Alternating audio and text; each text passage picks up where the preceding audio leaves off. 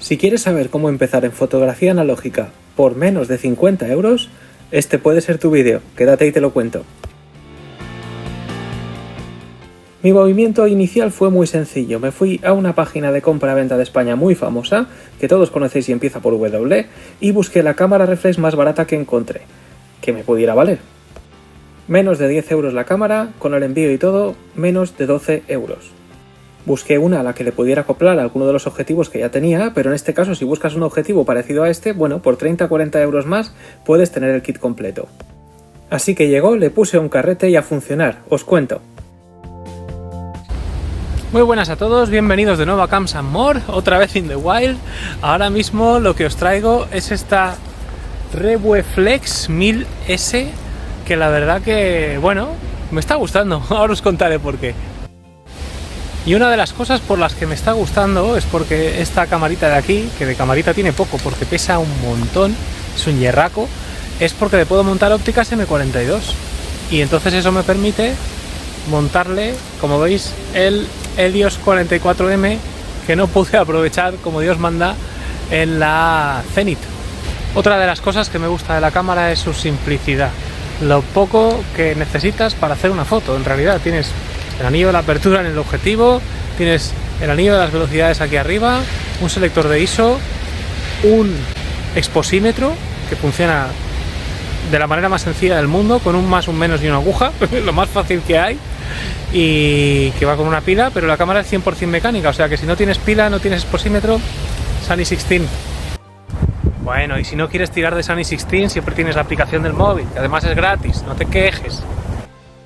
Otra de las cosas que me gusta de esta cámara es que la palanca del avance es suave y de recorrido corto.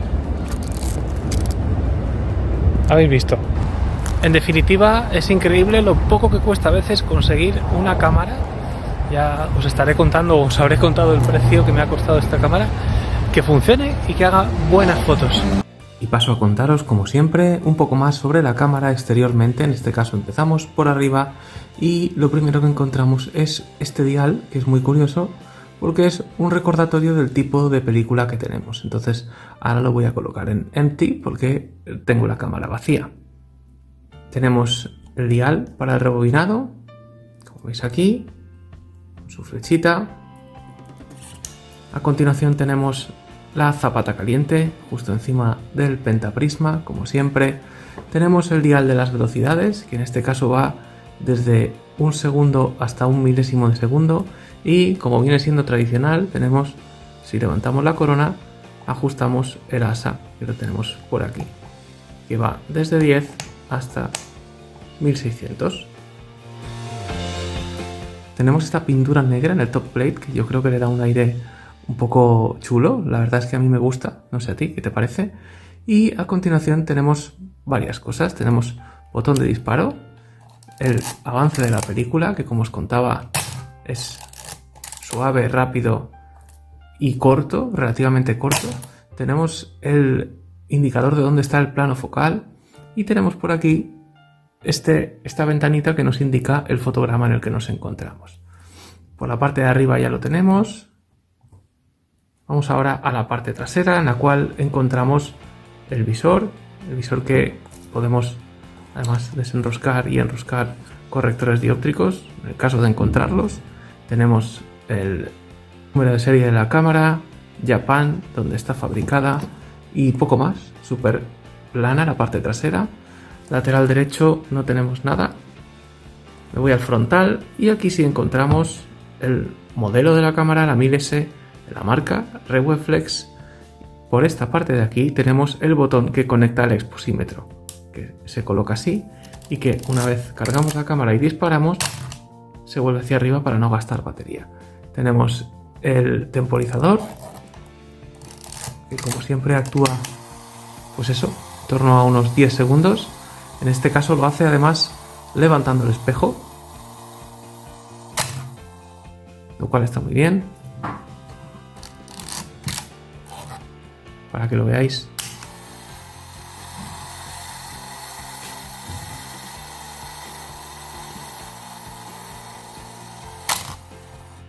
Evitando trepidaciones. Como habéis visto, la rosca es M42, la montura es M42, montura de rosca, lo cual hace que esta cámara sea compatible con un montón de objetivos, incluido este Helios 44, que da unos resultados fantásticos. Es un 58 f2 y que vais a estar viendo en las imágenes que os estoy dejando y que espero que os guste. Por la otra parte de la cámara tenemos dos conexiones para flash, tenemos las dos argollitas aquí delante para colgar la cámara y poco más. En la parte de abajo encontramos el compartimento para las pilas, la rosca para el trípode y, como siempre, el botón de embrague para el rebobinado. Por esta parte nada más y ya estaría. Para abrir la cámara, simplemente, como es tradicional, levantamos y ahí damos paso a lo que es el interior de la cámara. Y como veis, tiene estas cortinillas que son metálicas, no son de tela, lo cual es una buena señal. Y bueno, habéis estado escuchando el sonido, produce un sonido contundente, fuerte, pero en absoluto es feo. Es un sonido duro, pero es un sonido de cámara reflex, es lo que hay. Y la verdad que, bueno, me ha sorprendido gratamente, porque mecánicamente es una cámara sencilla, como puede ser, pues no sé, una Pentax Camille o ese tipo de cámaras que no necesitan pila para trabajar y que son el típico caballo de batalla que sabes que no te va a dejar tirado. La verdad que muy bien.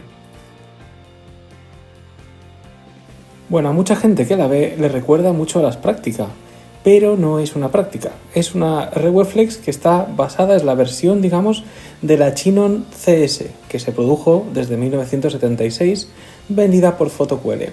Esto es una cámara típica con pentaprisma, una reflex, con un exposímetro CDS incorporado.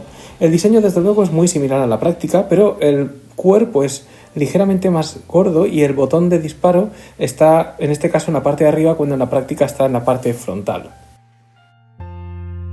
Para funcionar el exposímetro necesitarás pilas del tipo PX13 o PX625 de 1,35 voltios o, en su defecto, las equivalentes que no lleven mercurio.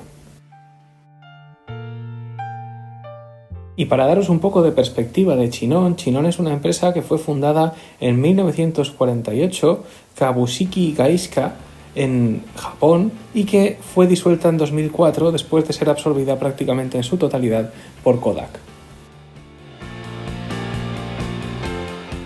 Bueno, vamos al turrón. En definitiva, esta cámara es buena para empezar, es barata pero es mala, me vale, no me vale. Mira, te cuento mi perspectiva. La realidad es que es una cámara que puedes encontrar muy barata en el mercado, igual que su homóloga, la Chinon y tal.